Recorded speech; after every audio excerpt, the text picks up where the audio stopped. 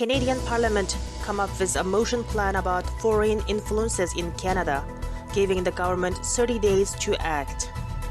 China's growing influence in Canadian universities and about CCP-linked efforts to co-opt Chinese language media and civic groups in the Chinese-Canadian community forced Canadian parliamentarians demand government to take on a much more aggressive path in countering China's interference. According to CSIS, undercover Chinese state security officials and others routinely attempt to silence China's critics in Canada by using tactics that include threats of retribution against people's families in China. According to International Uyghur Support Organization in Canada, Uyghurs in Canada get more harassment by China comparing to any other groups. The Chinese government is harassing Uyghur students in Canada and threatening to hurt their families if these students do not give them information about themselves, like where they live, their school ID picture, and school ID number. Giving the Chinese government this information would put themselves in danger, but if they don't give it to them, then they're putting their own family back home in danger. I am lucky enough to have my whole family in Canada and be able to peacefully study as a student, but my Uyghur friends here are not able to, and they have to deal with the overwhelming stress of their safety and their families. Chinese President Xi Jinping finally contacted U.S. President-elect Joe Biden on Wednesday to congratulate him. China focusing closely now on how Biden might approach China. Many observers think that Biden might restore pre-Donald Trump U.S.-China relations. Biden was first elected to the Senate in 1972 at the dawn of a new era of rapprochement between the U.S. and China, facilitated by President Richard Nixon's groundbreaking visit to China. In the decades that followed, Biden's approach to China largely followed along the same lines as his congressional peers. Many Chinese observers expecting he will restore China-US relations after Trump, and some others think he may still be tough on China.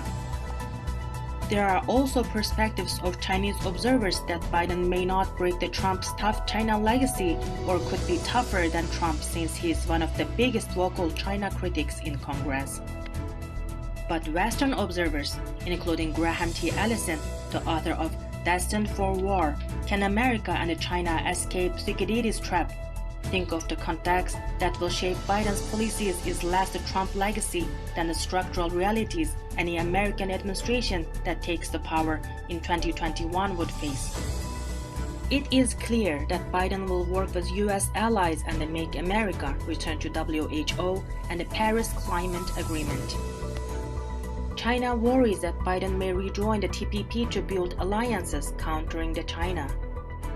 However, according to observers, even though rejoining TPP and the correlation of other powers are more favorable for US, but it is not easy for Biden to join TPP, as there are more protections among Democrats than Republicans in the domestic political field.